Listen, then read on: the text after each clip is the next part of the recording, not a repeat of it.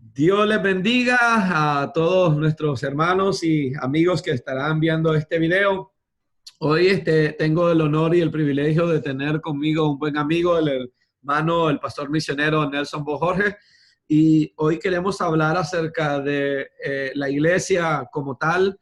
Estamos viviendo tiempos nuevos, tiempos diferentes, pero yo quería hablar con vos, Nelson, y antes de iniciar, ¿verdad? Gracias por tu tiempo, es un honor tenerte, hermano. Sos un hombre que me inspira, que aprendo mucho de vos y me gusta que sos único, me gusta que sos transparente, que amás a la gente con pasión, amás a la gente en verdad, te importa la gente y realmente tenés un gran corazón por ver la justicia establecida en la tierra, por ver la gente avanzando, por ver la gente crecer y madurar en el propósito de Dios y gracias por tener ese gran corazón. Es refrescante conocer hombres como vos.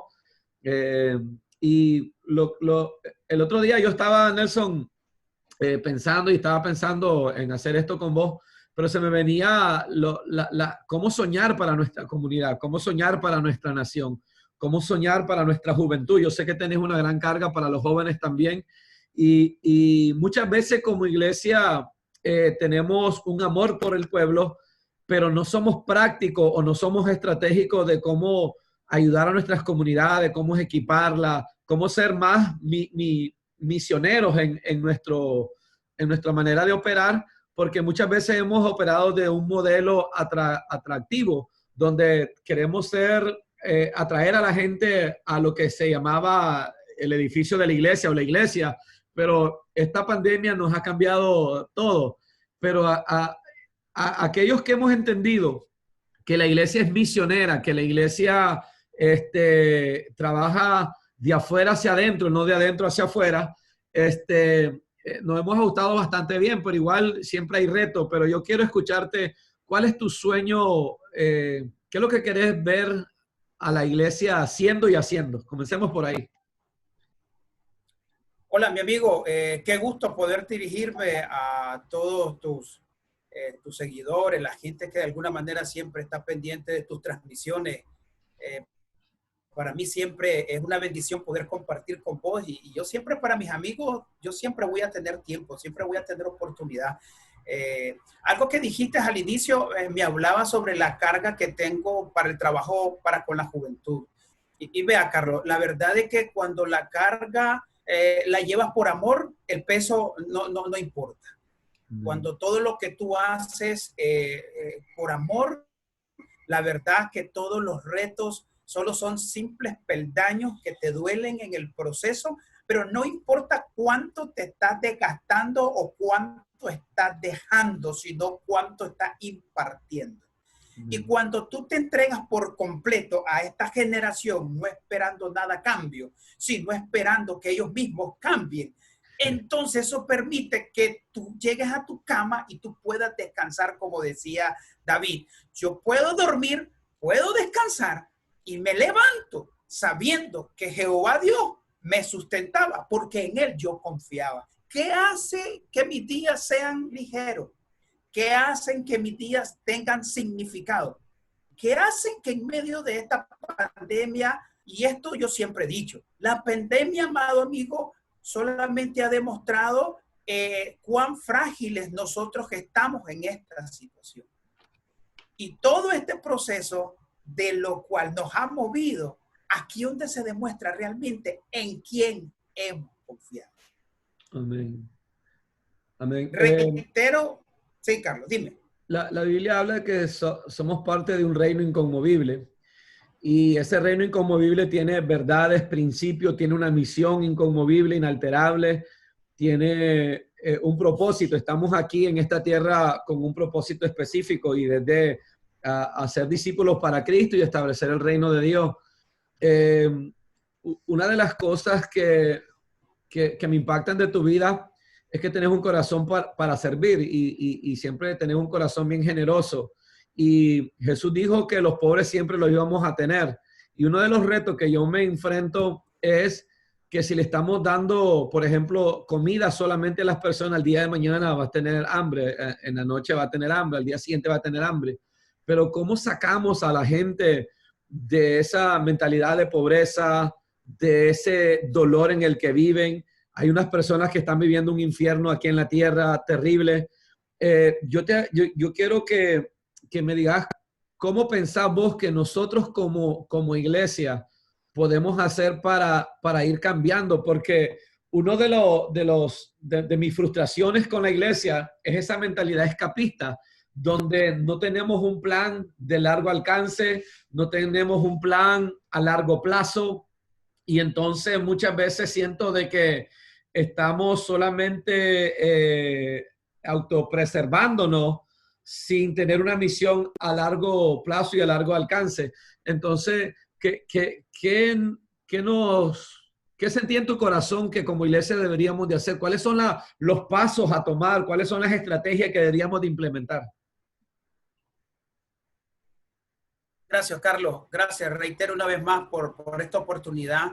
Y vuelvo e insisto, tú hablabas sobre la misión, sobre la gran comisión, que eso es una obligación que tú y yo tenemos que hacer. Amén. Eso no está en tela de duda. Sientas o no lo sientas, tenga o no tenga, o sea, esto es algo que se deba de hacer. Es la gran comisión de hacer discípulos, no de hacer seguidores. Y ese es el grave problema que hoy en día estamos teniendo. La gente está más amando tener gente seguidoras en las redes sociales y no tener discípulos que Jesucristo a la tierra fue, cambien de mentalidad. Amén. Cambien la manera de pensar. En un mundo donde la religión y la política estaba en su mayor efervescencia, estaba ahogándolo política y social y religiosamente. Jesús vino en una de las peores etapas de la vida. No puedo decir que hoy en día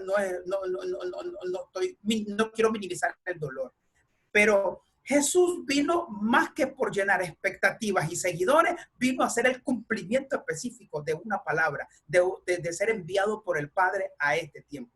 Pregunto, y vuelvo, y cada quien se pueden responder, obviamente, porque nadie puede contestarnos, pero respóndanse cada uno de ustedes. ¿Cuál es la misión o visión que Dios nos comentó?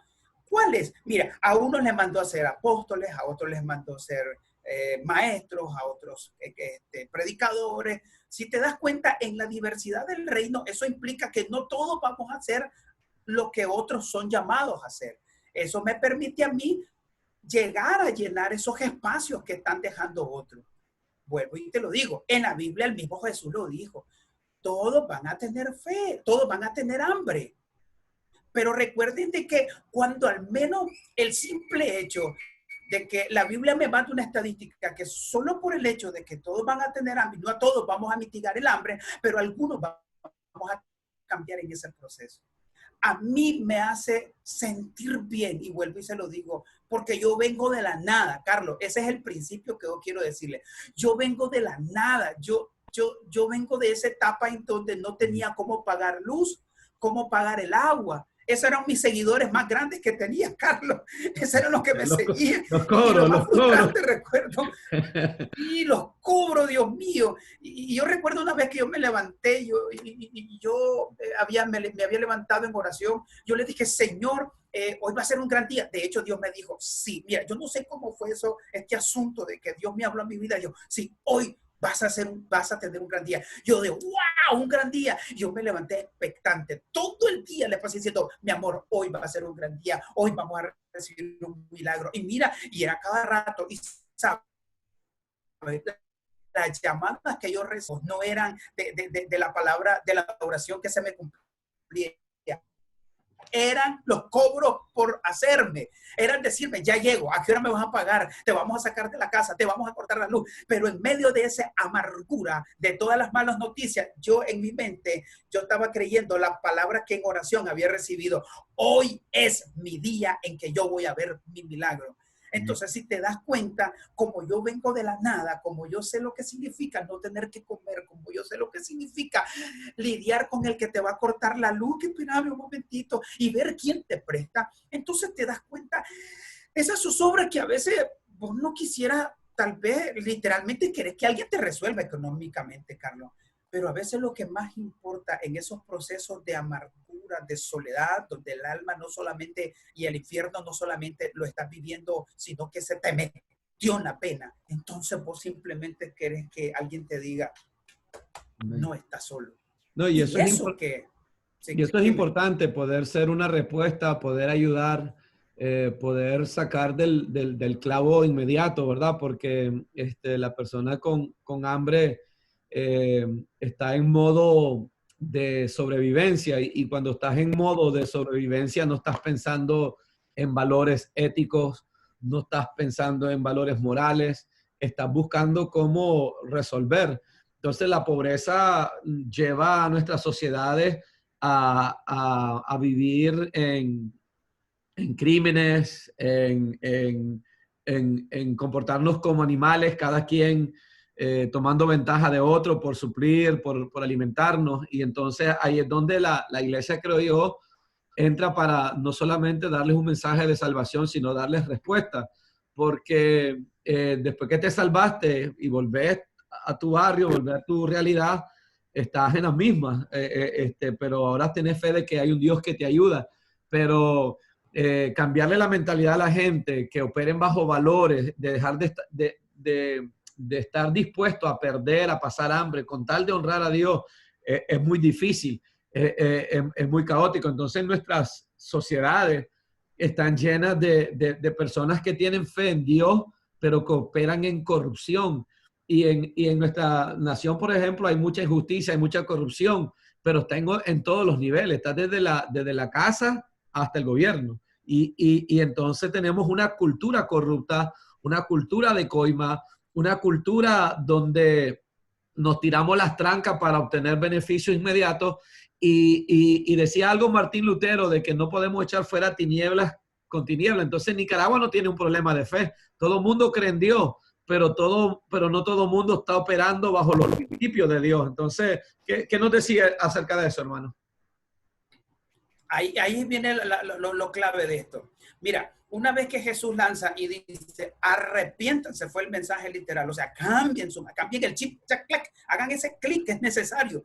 Dios, para poder entrar a tu vida, primero tiene que hacer el cambio, acá cambiar, porque el problema no es que tengamos sueños, el problema es cómo hacer que esos sueños se autorrealicen, porque tenemos la seguridad y el gran problema que hoy pedimos bajo la condición humana, no bajo la posición divina. Y ese es el grave problema. Entonces vivimos un montón de gente que ora por la necesidad de la condición en la cual está inmerso. Ayúdame, Señor. ¿Cómo hago, Señor? Estoy mal, Señor. Mira mi enfermedad. Y nos posicionamos de las enfermedades. Mira mi enfermedad. Mira mi crisis. Mira mi angustia. Ese posesivo, ese pronombre posesivo amargo de angustia, de dolor, de enfermedad, en vez de sanarte tu parte almática, te la enferma. Entonces, cuando nosotros venimos hablando de eso y solo le hablamos, entonces eso solo te queda, Dios mío. Eso es como, por ejemplo, cuando yo como padre educo a mis hijos y mis hijos no quieren cambiar. Mira, yo tengo que tener un día una actitud de padre, no de un padre amoroso, sino de un padre que tengo que enseñarle a no solamente depender de mi protección, de mi bendición. Yo tengo que aprender a enseñarle a mis hijos que también, que en medio del abandono y la soledad, con un poco de hambre, con un poco de cosas y de afecto inclusive, la gente aprende más. ¿Qué te digo? Llevándolo a la corriente que me estás llevando, Carlos. Mira, de pronto nos damos cuenta y decimos, en el mundo hay corrupción, en el mundo vamos a tener pobreza, en la iglesia vamos a tener la cizaña con el trigo. Entonces, es más, dice, hay mucho trabajo, dice, pero la mies es poca, pero pocos son los obreros. Si bien esa es una estadística muy cierta, yo estoy para hacer que esa estadística cambie. Ese es mi sueño. Pero si lo puedo lograr, bueno, y si no, No, pero yo estoy aportando a esa semilla. Y vuelvo y me dice, y tú me dices, pero Nelson, ¿cómo hacemos en un mundo donde aquí en Nicaragua la fe predomina? Pero así como la fe en Dios predomina, el lamentable que la corrupción también de la humanidad hace que esto, en vez de que esto se levante, esto viene, se levante más la corrupción y no el amor de Dios. Entonces, de repente, cuando comienza a hombres de Dios que están haciendo algo por el necesitado, entonces decir, hay fe en la humanidad, hay fe. Entonces, esto te genera dos opiniones, una saludable y una no tan saludable, obviamente. La primera es que hay gente que va a decir, wow, qué lindo, que me encanta. Eso me hace sentir que la gente se preocupa. Pero vuelvo y se lo digo, a mí no me llama la atención la gente que hace saludables opiniones, porque la gente misma que me hace saludables opiniones de lo que la misión con la cual yo estoy llevando es la misma gente que mañana más tarde me va a decir, sí, qué barbaridad, como me han escrito. Tú con lo mismo que acabas de hacer, lo bueno, con la izquierda lo mandaste y en vez de hacerte bendición al cielo, el infierno se te está llevando. Entonces hay un montón de gente que lo que yo hago es bueno, pero lo que estoy haciendo también es malo. Más no se dan cuenta que el mensaje principal de lo que yo estoy transmitiendo no es simplemente que me alaben por lo que yo estoy haciendo, sino más bien para que ustedes lo hagan, para llenar de misericordia las calles que necesitan de afecto, cariño y comprensión, porque de corrupto estamos hartos y cansados. Amén. Ahorita que estás hablando, me recuerdo el apóstol Pablo, que decía, sé imitadores de mí como yo de Cristo. Y muchas personas se ponen malo porque dice que tu mano derecha no sepa lo que hizo tu mano izquierda. Pero la realidad es que Jesús en el Sermón del Monte, que comienza desde el capítulo 5 de Mateo como hasta el 8, en una ocasión él dice, no hagan las cosas para ser vistos por los hombres. Pero en el mismo sermón dice, hagan sus obras de tal manera que los hombres vean vuestras buenas obras y glorifiquen a vuestro Padre. Entonces pareciera que se está contradiciendo, porque en una te dice, no hagas las cosas para ser visto, pero en la otra te dice que hagas tus obras para que los hombres las vean. Entonces, ¿cuál es? La realidad es que la verdad está en la atención. El Señor está diciendo, haced tu obra de manera intencional para que ellos vean vuestras buenas obras, pero vos no estás llamando la atención a vos, sino que lo que vos dijiste la está dirigiendo al Padre, para que ellos también sean imitadores de vos, como vos sos de Cristo, para que llenemos la tierra de misericordia, de gracia, de buenas obras, de ayuda, y que nuestro sermón sea ilustrativo, no solamente sea, dice la Biblia que el reino de Dios no consiste en palabras, sino en poder y demostración. Entonces, muchas veces necesitamos eso porque ahí andan diciendo mucha gente, los cristianos nunca hacen nada, que los cristianos no ayudan. Entonces, si posteáramos, hermano, todo lo que hacemos, ahí sí la agarrarían, porque si se ponen malos con algunas cuantas cositas que hacemos, porque ellos creen que esto es algo que hacemos de vez en cuando, no entienden que es una cultura, es una manera de ser, ¿verdad? El otro día puse un post yo, hermano, de que si usted está criticando a los predicadores de prosperidad y no estás haciendo nada para tu prójimo, vos también estás mal. Entonces ahí salió una hermana ahí, parece que se le activaron los demonios, hablando de que la prosperidad, que usted lo defiende. No estoy defendiendo. Ellos no están entendiendo lo que estaba escribiendo. Que si no sos parte de la respuesta, entonces no tenés derecho a estar criticando nada. Es como que yo diga, esos gobernantes corruptos, pero usted coima, usted roba, usted estafa. Entonces, ¿qué es la diferencia entre ellos y vos? Que tal vez ellos están robando o tienen acceso a más cantidad que robar que vos. Entonces, mucha gente es romántica y exigimos justicia en cuerpo ajeno, pero nosotros no queremos obrar o andar de manera justa. Entonces,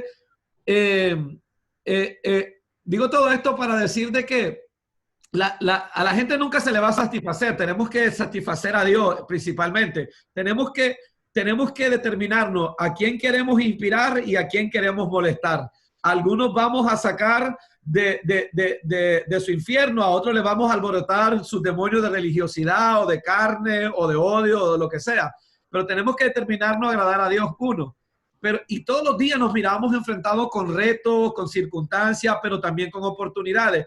Y una de las cosas que me gusta de vos es que vos sos transparente, es que vos estás haciendo algo por las personas y no es algo que hacer de vez en cuando, es tu corazón. Es quien Nelson Bojorge es. Nelson Bojorge es un hombre compasivo, un hombre que te has aferrado a la verdad, aún en detrimento de tu seguridad física, de tu seguridad de plataforma, porque hermanos, si anduviéramos de aduladores para buscar plataformas, ya las tendríamos. Sin embargo, nos preocupa la verdad porque sabemos que la verdad es lo único que nos puede hacer libres, y hablar la verdad va a hacer que la gente que no ve la mentira, que no ve el engaño, pueda por lo menos verlo y visualizarlo y tener una oportunidad de clamar a Dios y de enmendar su vida, porque todos tenemos derecho a arrepentirnos, todos tenemos derecho de cambiar. Vos venís de las drogas, yo igual, venimos de una vida, y lo que la gente no conoce de Nelson Bojorge es que vos sos ingeniero, que sos un hombre inteligente, que sos un hombre capaz. Lo que la gente tal vez ve es que, o le molesta, es que no te pueden meter en su caja religiosa, que no te pueden contener con sus cadenas, ¿verdad? Sino que vos vivís de una manera rebelde, pero sometida a Dios, rebelde al sistema, rebelde a la religión, pero con una gran compasión. Yo te he visto a vos invertir, te he visto dar, te he visto honrar. Entonces, no es que estamos en contra de la iglesia, no es que estamos en contra de las personas, simplemente queremos que caminen en la realidad de lo que Cristo demanda de nosotros y no de andar con máscara. Porque quiero solamente decirte esto para soltarte ahí, que vos no digas lo que está en tu corazón. Pero la religión nos obliga a ponernos máscara, porque nos exige una santidad loca, que es imposible. Por eso es que necesitábamos un Salvador, porque si nos pudiéramos salvar por nuestras buenas obras en sí sola, entonces Jesús vino a morir en vano. Pero entonces la religión te exige una santidad que no es bíblica, y entonces nos obliga a ponernos máscara para ser tolerado, para ser aceptado, para ser recibido. Pero en realidad todo mundo tiene pecado. La Biblia dice que el que no tiene pecado hace a Dios mentiroso. Entonces el más santurón está en pecado. Algo tiene, alguna lucha tiene, está luchando con algo, y aunque somos una nueva creación, sin embargo, vos decías, nuestro chip todavía está dañado y necesitamos renovarlo. Entonces a mí me encanta de que vos sos lo que uno ve es lo que hay, no hay máscara.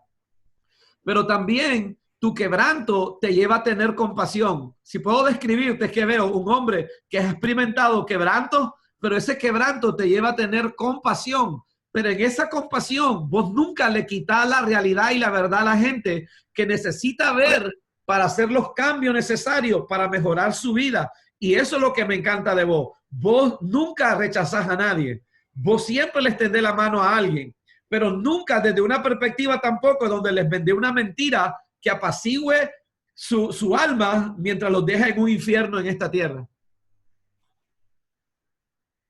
Mientras me describía, la verdad que son pocas las personas que adulan o dan esos adjetivos acerca de mí, y la verdad, gracias, Carlos.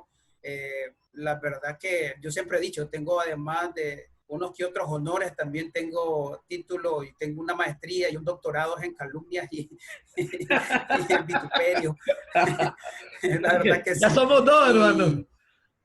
Sí, y si te das cuenta, Carlito, hubo tiempo en que eso nos afectaba, pues que la gente nos dijera cosas de nosotros. Es más, llegó un tiempo que la gente decía de que yo no creía en el mover del Espíritu Santo, en la venida de Jesús. Cuento. O sea, el hecho de que a mí no me escuchen hablar en lengua no significa que yo no tenga el poder del Espíritu Santo en mi vida. Pero yo prefiero 1000 veces que la gente me entienda un lenguaje como el de dar, que el de transmitir santidad para crear espacios necesarios para adular al montón de gente que está metida en la caja religiosa. Amén. Yo prefiero 1000 veces que la gente que está allá afuera entienda que hay un Dios que todavía se acuerda de ellos. A decir, una vez me habían invitado, y esto lo pueden encontrar en mi página de Facebook, todas estas publicaciones que yo hago. Y mientras me habían invitado a un congreso de matrimonio allá en Ciudad Sandino, fue bastante complicado el congreso, pero fue muy dinámico. A mi regreso, mira, y antes de continuar, este éxito no se debe específicamente por mi, solo por mi pasado, sino por quién está en ese pasado y en ese presente. Y no solamente quiero minimizar a Dios como tal, porque Él es el que cree en mí. Amén. No por lo que voy a hacer ni por lo que estoy haciendo, sino porque Él creyó, aun cuando ni siquiera yo mismo me imaginaba lo que iba a hacer, sino por la mujer que estaba ahí, por mi esposa. La gente me dice que yo soy loco, pero la verdad que yo no soy el loco. La loca es la mujer que me hace caso por todo lo que Dios me dice que yo voy a hacer. Entonces, al final, a quien honor deberíamos de darle es a mi mujer, Carlos, porque ella es la que me cree todo. Mira, mi mujer cree que Dios me habla. Mi mujer cree todo lo que Dios me dice y yo voy a honrarla a ella día y noche. Por eso yo en todas las plataformas digitales y en todos los lugares donde yo he estado, yo siempre he estado con ella porque ella es la que ha confiado en mí. Ella fue la primera que recibió el mensaje de Dios y la que me dio su apoyo.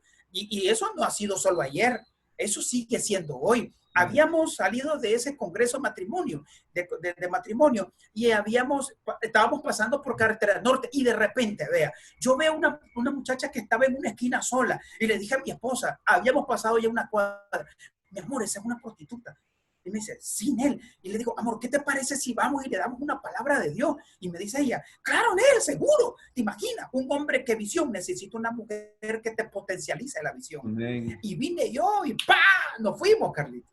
No nos importó, dimos la vuelta, regresamos. Mira, la religión te dice que necesitas un llamado para hablarle a la prostituta, para hablarle al drogadicto, para hablarle al alcohólico, para hablarle al ladrón. La religión te impone ciertos parámetros para hacer tal cosa. Mira, yo conozco el único evangelio de gracia que yo he recibido, es el que me dice que id por todo el mundo y predicar el evangelio de Jesucristo, Amén. porque el evangelio te cambia. Entonces yo no necesité, si vos me preguntas a mí, Carlos, ¿cuándo Dios me dijo que le hablara a las prostitutas, a los drogadictos, a los alcohólicos, a los homosexuales? Vos te quedarás asustado. A mí Dios nunca me ha hablado. Yo simplemente me bajo de la barca y me echo a andar, aunque me ahogue, aunque eso significa que la gente me va a criticar, aunque eso significa que como no estoy preparado para eso, me puedo equivocar y puedo herir a la gente sensible y puedo inclusive yo mismo herirme y puedo herir a las personas que tengan a mi alrededor.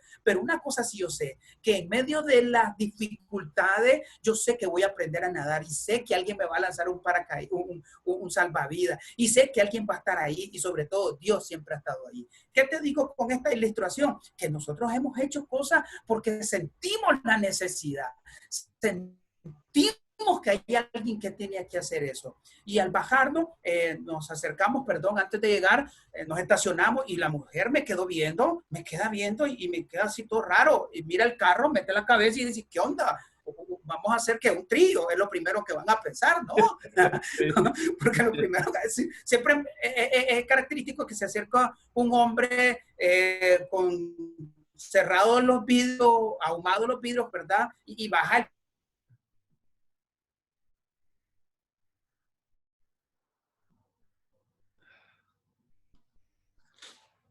Gloria a Dios. Oh.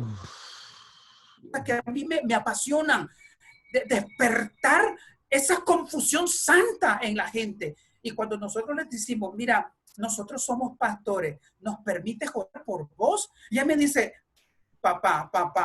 pastores, sí, somos pastores. Y en ese proceso de somos pastores y orar por vos, fueron segundos que yo le decía al Señor, dime, Señor, ¿qué voy a hacer? ¿Qué voy a decirle? ¿Cómo voy a hacer? Y mi esposa me quedaba viendo, yo la quedaba viendo. Fueron segundos, Carlos, fueron segundos.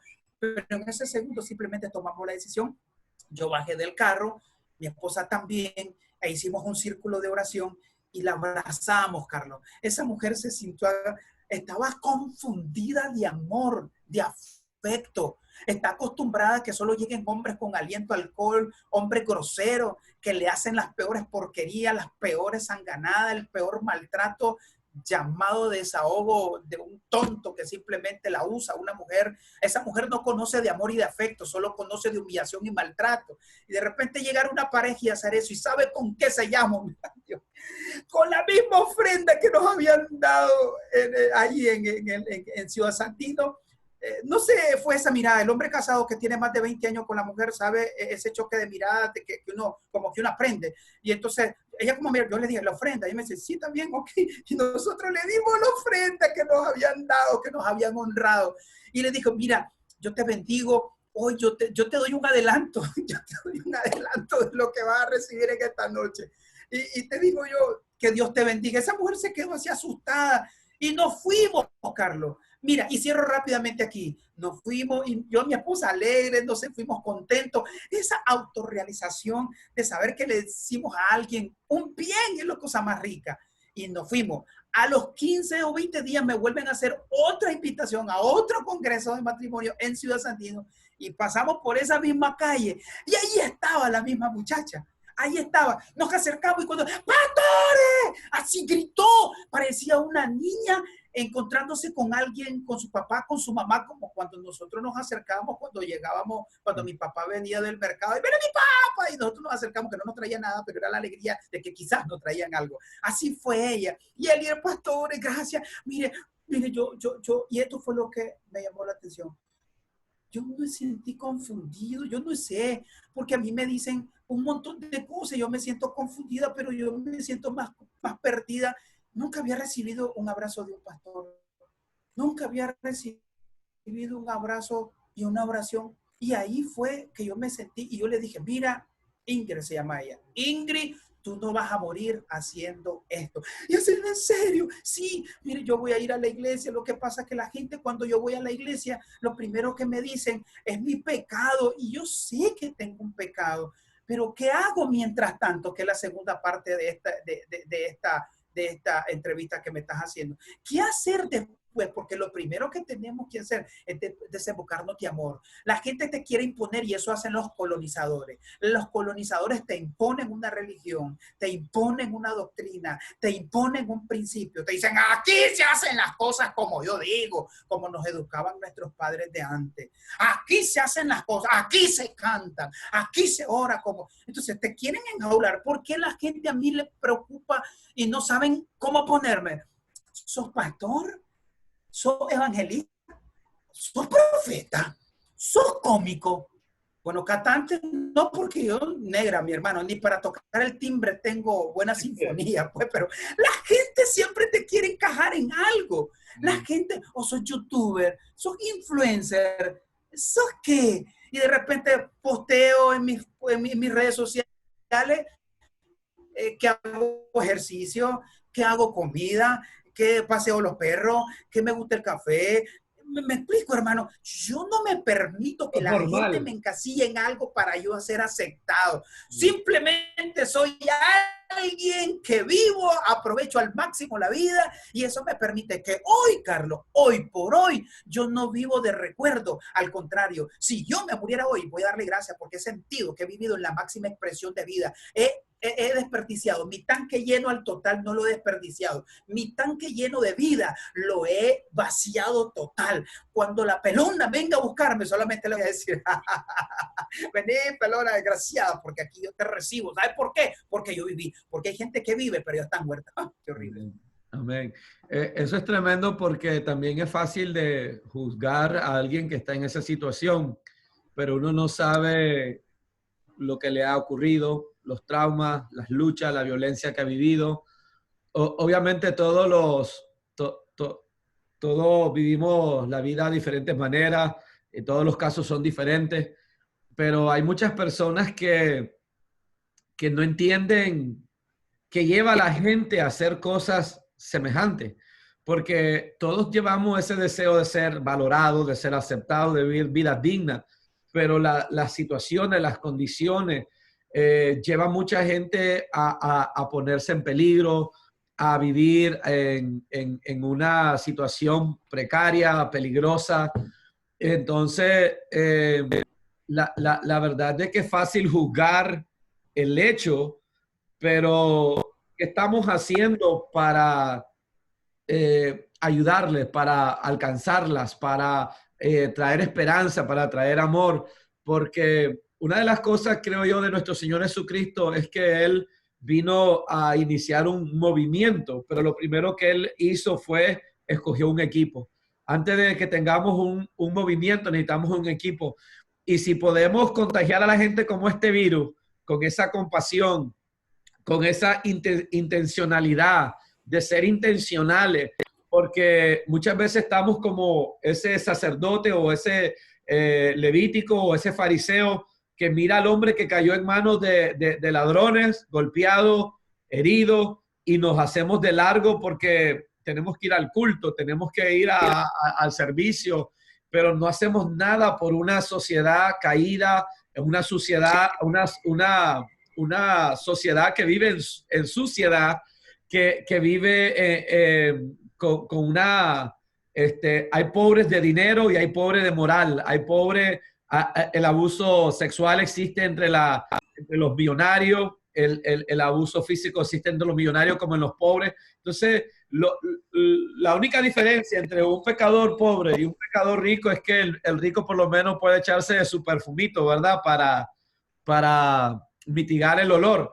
Pero estamos en una sociedad que está herida, que está dolorida. Aquí hay gente que está viviendo un infierno en la tierra, hay niños que están siendo abusados, hay gente que está en droga, hay gente que está en alcoholismo, que honestamente está ahí porque son esclavos de eso, pero ellos también quieren ser libres, ellos también quieren cambiar. Y puede ser que sus actitudes o sus caídas recurrentes nos hagan sentir como que no quieren cambiar, pero yo he estado ahí, vos has estado ahí, donde queremos cambiar, pero no sabemos cómo cambiar, no sabemos cómo salirnos de ese hoyo, nos sentimos culpables, la culpa nos hace que nos autodañemos, que nos sigamos influyendo daño, la culpa nos hace estancarnos, nos hace quedarnos ahí, nos hace sentirnos como que merecemos de alguna u otra manera vivir en esa condición tan deplorable, tan indignante. Y entonces necesitamos esas buenas nuevas de salvación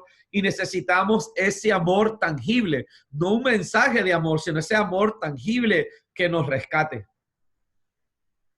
Mira, el primer mensaje que Jesús dijo fue, como te dijo, arrepiéntanse, hagan clic primero. Pero dicen que la segunda vez que entró a la sinagoga, esto me recuerda a tu padre espiritual, al pastor Marlon, y que lanzó esa palabra, y eso ha sido como un clic para mí. Y dijo, y citó a Lucas 4:18, cuando dijo que Jesús había llegado donde había sido criado, a Nazaret. Y dice que él abrió la Biblia y abrió en el libro de Isaías y dijo, el Espíritu del Señor está sobre mí. Mira qué autoridad, clase flow, esa demencia me encanta de mi Señor.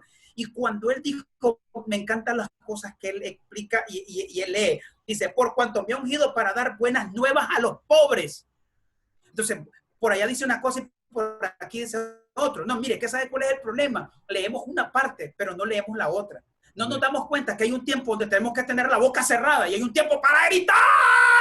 Hay un tiempo donde tenemos que estar sumisos y hay un tiempo que tenemos que ponernos rebeldes.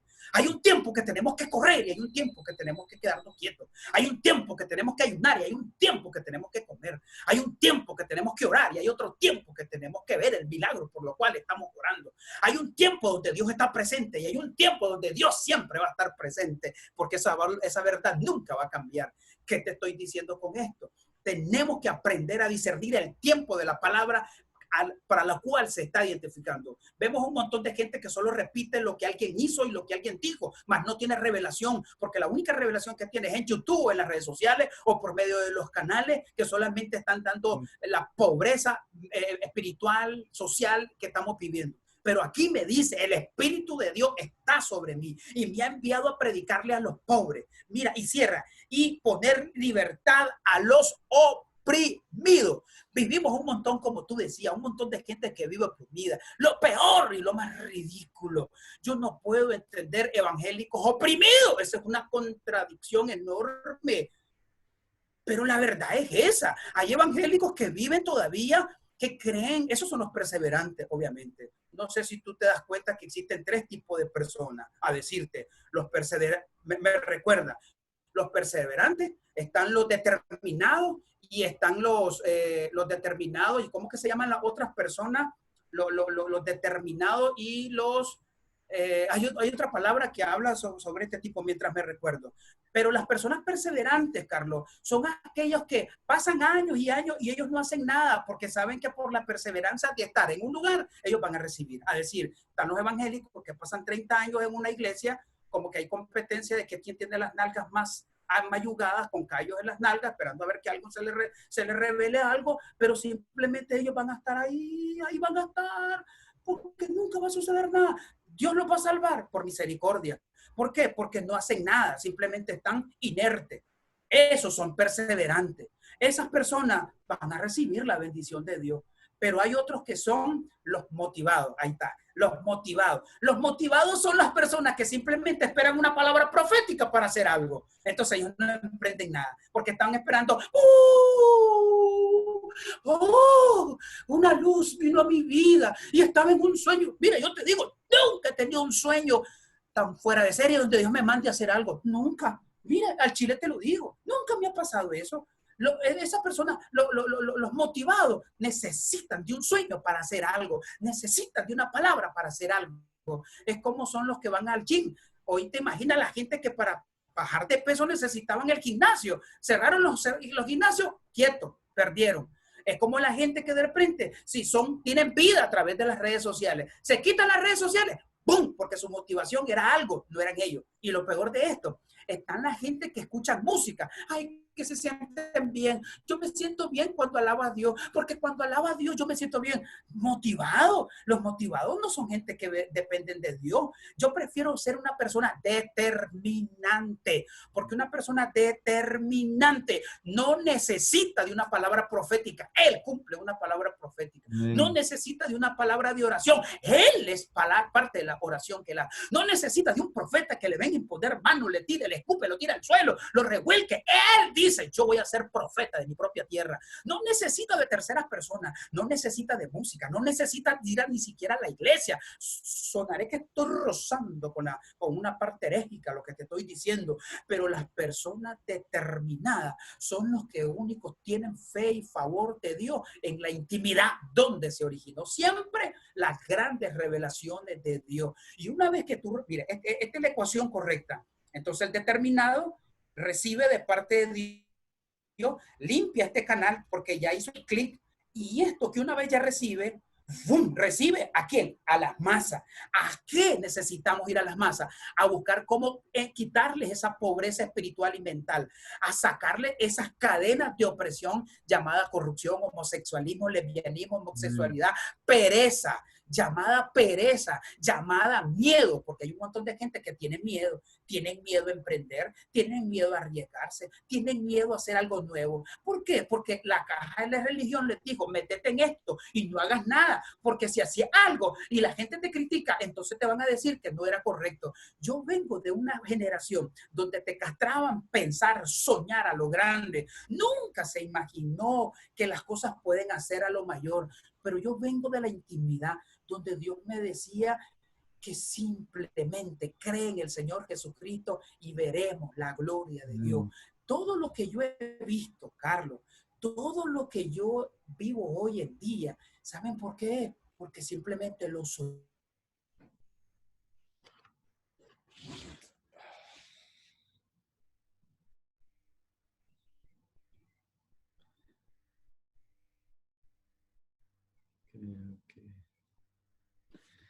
Gloria a Dios. Que ya se sanó, que ya Dios la libertó, andate a la iglesia, anda a orar, anda a ayunar y ya está. Eso no, nosotros necesitamos crear un plan estratégico. Todas las iglesias necesitan un plan estratégico para este tipo de personas. ¿Saben por qué? Porque toda la vida vivieron de la calle. Entonces necesitamos crear un plan donde nosotros aprendamos a esta mujer a crear un medio posible de sobrevivir, crear emprendimiento. ¿Cómo decirle a un hombre homosexual? terriblemente homosexual. Y de repente este joven llega a la iglesia. ¿Y qué es lo que va a suceder? Porque la caja de la religión, lo primero que lo va a ver Carlos, lo va a quedar viendo y va a decir, ay, Dios mío. Y de repente el hermano te va a decir que quiere ser el maestro de escuela dominical.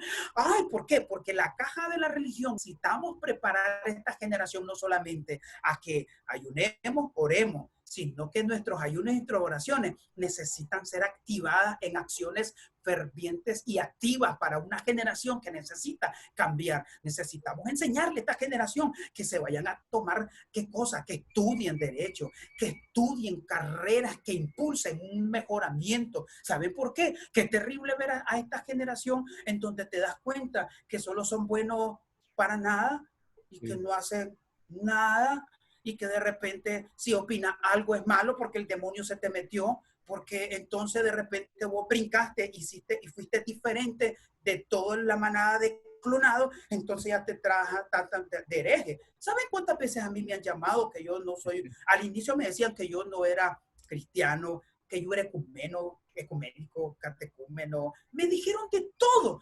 Pero al final no es el tiempo que te revela realmente quién eran ellos y quiénes soy yo, sino la perseverancia, la determinación y motivación por la cual Dios ya había creído en mí, Carlos. Amén. Vamos a cerrar este tiempo, ¿verdad? Pero solo quiero hacerte una pregunta y que nos cerré en oración. La pregunta es, ¿cuál es el mayor reto que tenemos como iglesia en este tiempo, crees vos? Y no estoy hablando del COVID-19, estoy hablando de todos los retos que tenemos, ¿verdad? Como iglesia.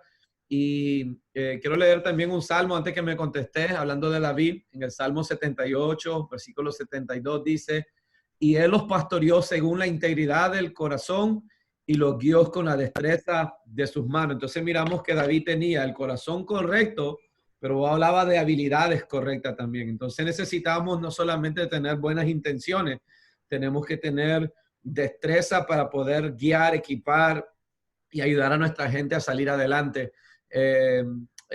¿Cuál es el reto de la iglesia que tenemos en este tiempo o en estos tiempos? Y cerrarnos con oración, por favor. Gracias, Carlos. De todo lo que hemos hablado, una de las cosas que a mí me ha ayudado es que todo lo que yo hago, siempre me voy a mi cuarto, me cierro las puertas de mi cuarto y le digo al Señor, ¿qué hacer mañana? ¿Qué hacer mañana? Luego que yo siento como ese chispazo de lo que yo voy a hacer mañana, entonces me voy donde mi esposa y le digo, amor, yo miré esto, así le digo, yo quiero tu bendición, y ella ya sabe lo que significa quiero su bendición. Significa que necesitamos del dinero que tenemos, invertirlo. Ahora bien, eso se llama como un acuerdo, eso se llama meterse en lo que Dios quiere hacer para este tiempo. Pero ¿cuál es el problema de hoy en día? ¿Cuál es el mayor reto de hoy en día? Vivimos más de 100 años en el mismo evangelio, en el sedentarismo, donde unos cuantos se arriesgan a hacer algo y unos pocos tienen miedo de hacer algo. Entonces te das cuenta que creemos que pocos son los llamados y eso no es cierto. Todos somos llamados. El problema es que no todos nos arriesgamos. Entonces estamos creyendo en una generación que les caducamos y les castramos la manera de soñar, de pensar. Porque nosotros le enseñamos a la iglesia que tienen que soñar a lo grande, que tienen que creer a lo grande, porque Dios es grande. El grave problema es que cuando tú miras a alguien que está soñando y está volando más que vos, eso no le provoca sana actitud a tu líder, porque nunca van a ser más altos que vos. Y entonces ahí viene la envidia santa. Yo necesito, y eso es lo que yo hago. Cuando yo veo que algo de lo que yo hago, perdón por mi actitud arrogante con la que estoy diciendo, que algo que yo hice, alguien lo está mejorando, Dios mío, yo me alegro, porque entonces lo que yo estoy haciendo lo estoy multiplicando o lo estoy sumando. Este es el evangelio de la sana doctrina, y perdón por decir sana doctrina, porque el evangelio no necesita de adjetivos o calificativos para decir que es la sana doctrina. El evangelio es evangelio. El evangelio lo hace lindo cuando tú y yo hacemos lo correcto. No son las ideas, los sueños, las presunciones de los apóstoles. Son los hechos de los apóstoles. Amén. Los hechos de los apóstoles son los que hacen posible esta realidad. Amén. Tú sueñas grande. ¿Qué te digo con esto? Vayamos, tomémonos este mundo. Hoy por hoy, este mundo que está en oscuridad es el tiempo donde la iglesia tiene que brillar, brillar. Pero no, nos metimos más de 100 años metidos en la iglesia y ahora nos sacan de la iglesia y ahora nos metemos en las redes sociales. ¿Cuánto nos vamos a tirar ahora metidos en las cajas aquí electrónicas? Pero allá afuera es la oportunidad donde con todas las medidas de protección, decir, aquí está la iglesia orando por ti, aquí está la iglesia ayunando por ti, aquí está la iglesia tomando actitudes saludables, pero también predicándole, enseñándole a esta generación que ellos pueden ser mejor que nosotros, que ellos pueden ser el futuro presidente, el futuro alcalde, el futuro magistrado, el futuro cantante, el futuro actor. Cuando tú le haces volar a la mente comienza a crecer. Entonces tienes una generación de empoderados para lo que Dios llamó. Y eso hace sentir que tú estás cumpliendo con la visión de Dios, que es la del reino, de ir y hacer discípulos a este tiempo. Amén, amén. Vamos a tomarnos el tiempo para orar, pero mientras vos hablabas se me venía a la mente de que el problema de la iglesia es que hemos entrado en esa competencia y la raíz de la competencia es el fruto, pero la raíz de la competencia es el deseo de que otro fracase. Porque yo quiero que vos fracases, porque yo no quiero que vos seas mejor que yo, o que lo hagas mejor, o que tengas mayores aplausos. Y entonces eso es diabólico en su raíz. Y el antídoto para eso es la celebración, es darnos, es invertirnos y saber de que nuestra inversión va a tener recompensa de parte de Dios y vamos a tener recompensa aquí en la tierra también, porque vamos a dejar a una mejor Nicaragua, una mejor nación para nuestras generaciones y para las próximas generaciones. Bendiciones, mi hermano, gracias por este tiempo, te lo agradezco y por favor cerrarnos en oración. Gracias, Señor, por la oportunidad de podernos dirigir a todos los hermanos que nos están escuchando en diferentes ciudades, en diferentes horarios, en diferentes actividades que ellos están emprendiendo. Hoy, Señor, yo sé que estamos viviendo una situación bastante complicada, porque además de estar confrontando una pandemia, estamos confrontando también el miedo. Padre, permítenos que todas esas palabras de muchos años que hemos estado en las iglesias, de muchos años que hemos estado ahí presentes, permítenos, Señor, que cada una de esas palabras comience a sacar fruto, que todas esas semillas que los pastores, los ministros, los congresos, los conciertos, toda esa inversión que se hizo en un tiempo, esa semilla, Señor, hoy germine.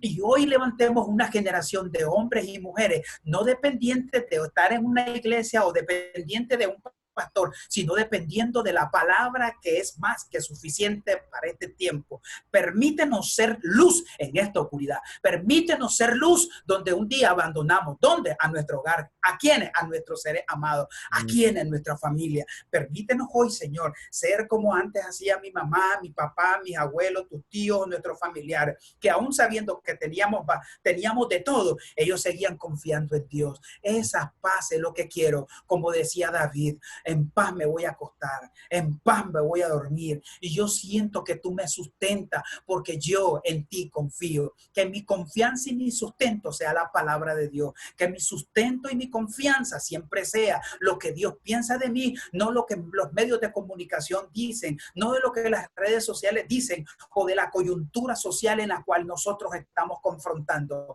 Porque mayor es lo que yo cargo que lo que el mundo dice, que lo que yo voy a tener. Y eso me hace vivir confiado. Padre, en el nombre de Jesús, declaro, Señor, un espíritu de posición para esta gente de reino, para en este tiempo. En el nombre de Jesús, Señor. Amén. Dios te bendiga. Gracias por este tiempo. Amén, hermano. Gracias por este tiempo. Bendiciones. Y gracias por todo lo que haces por nuestra nación, por Nicaragua y por ser una voz positiva y una voz que nos reta a cada día ser mejor y a ser mejor. Te amamos.